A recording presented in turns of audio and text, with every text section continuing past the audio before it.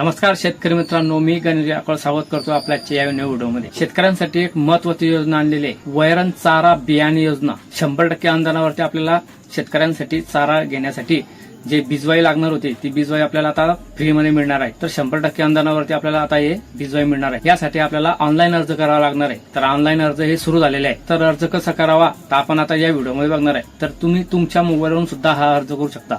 कशा पद्धती करायचा संपूर्ण माहिती या आता आपण या व्हिडिओमध्ये देणार आहोत। कुठे नाही जाता आपण आपल्या मोबाईलवर हा अर्ज कशा पद्धतीने करायचा तर आपण आता या व्हिडिओमध्ये बघणार आहोत। या योजनेसाठी कोणते कोणते कागद लागतात, कसे करायचा, अर्ज कसा भरायचा, काय भरायचा, कुठे जमा करायचा याची संपूर्ण माहिती आपण आता या व्हिडिओमध्ये देणार आहोत। आपण जर चॅनलवर नवीन असाल तर कृपया चॅनलला फॉलो आणि सबस्क्राईब करून ठेवायचे। व्हिडिओ आवडल्यास आपल्या इतर शेतकऱ्यांना सुद्धा शेअर करायला विसरू नका। असेच महत्त्वपूर्ण व्हिडिओ बघण्याकरता कृपया खाली दिलेल्या चॅनलला लाईक सबस्क्राईब करून ठेवा। तर चला मग आपण आता याचा अर्ज कसा भरायचा आपण आता बघणार आहोत। तर चला मोबाईलच्या स्क्रीनवर सर्वात प्रथम आपल्याला मोबाईलवरती यायचंय आणि ती लिंक दिलेली आहे त्या लिंक वरून आपल्याला गुगल फॉर्म हा भरून घ्यायचा आहे। तर हा फॉर्म हा गुगल फॉर्मच्या स्वरूपामध्ये आपल्याला भरायचा आहे। तर जिल्हा वार्षिक योजना सन 2025-26 या वर्षामध्ये 100% अनुदानावर चारा उत्पादन कार्यक्रमांतर्गत वैरण बियाणे मिळण्याकरता अर्ज हा असा प्रकारचा आहे। तर आपल्याला पूर्ण अर्ज भरून घ्यायचा आहे। तर या अर्जाची गुगल लिंक मी डिस्क्रिप्शन मध्ये देणार आहे। तर आपण तिथून आपण डिस्क्रिप्शन मधून डायरेक्ट या लिंकवर जाऊ शकतो। चला आपण आता हा फॉर्म कसा भरायचा बघूया। तर 1 नंबरवर आपल्याला लाभार्थ्याचे पूर्ण नाव आधार कार्ड नुसार आपल्याला इथं नाव टाकून घ्यायचे। त्याच्यानंतर 2 नंबर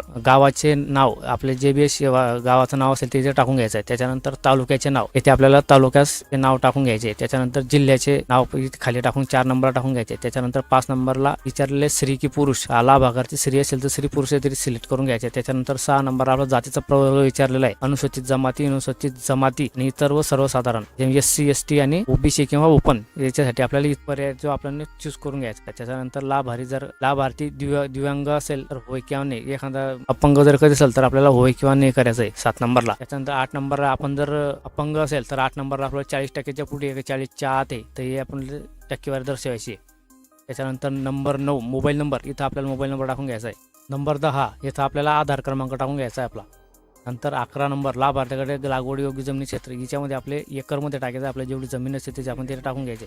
12 मध्ये लागवड योग्य जमिनीचा गट क्रमांक, लागवडीसाठी योग्य जमीन जेवढी असेल आपल्या त्यामध्ये तेवढ्याचा आपल्याला इथं एकरमध्ये टाकून घ्यायचं आहे। तर गट नंबर टाकून घ्यायचा इथं जमिनीचा। त्याच्यानंतर आपल्याला सिंचनाची सोय उपलब्ध आहे 13 नंबरमध्ये आपल्याला होय करायचं आहे। त्याच्यानंतर आपल्याला मागणी केलेले वैरण बियाणे hybrid sweet sorghum sugar graze का हायब्रिड पॉडर मेज मॅक्स मायलेज या 2 वैराण्याचे बियाणे आहे। तर आपण याच्यामध्ये जे घ्यायचं ते आपण चूज करून घ्यायचं आहे। त्याच्यानंतर लाभार्थ्याकडे असलेली मोठी जनावरांची संख्या, आपल्याकडे जर काही जनावरे असतील मोठाले गाय म्हशी बैल वगैरे तर आपण 1 ते 10 मध्ये आपण किती संख्या आहे आपण ती चूज करून घ्यायची।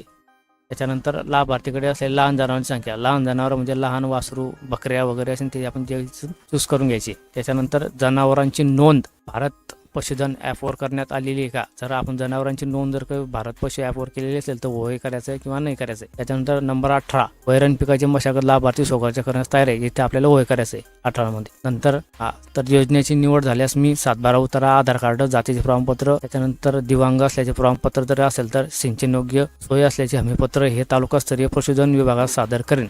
प्रत्यक्ष लाभ मिळण्यासाठी मी सादर केलेले कागदपत्र हे वैध असल्यानंतर मला लाभ देण्यात याची मला अट व मान्य आहे। त्याकरता आपल्याला इथे मान्यते इथे क्लिक करायचं आहे आणि सबमिट वरती क्लिक करायचं आहे। आपल्याला हे सर्व हा फॉर्म आणि हे पूर्ण दिलेले आपण जेवढे कागदपत्र आहे हे फॉर्म आणि कागदपत्र हे दोन्ही आपल्याला आपल्या जवळच्या पशुसंवर्धन विभाग म्हणजे हे सादर केल्याच्या नंतर आपल्याला आपल्या जवळच्या तालुक्यातला गुरांचा जो दवाखाना आहे तिथं आपल्याला सादर करायचे। पुढची जी असेल ते माहिती ते तिथे दवाखान्यात दिली जाईल। तर हा फॉर्म आपल्याला 17/10/2025 27/10/2025 या कालावधीमध्ये भरायचा आहे। त्याच्यानंतर ही जी दिलेली गुगल लिंक आहे ही मान्य राहणार नाही। लवकरात लवकर शेतकऱ्यांनी हा आपला फॉर्म भरून घ्यायचा आहे। जर आवडल्यास तर इतर शेतकऱ्यांना सुद्धा आपल्याला हा फॉर्म फॉरवर्ड करायचा आहे।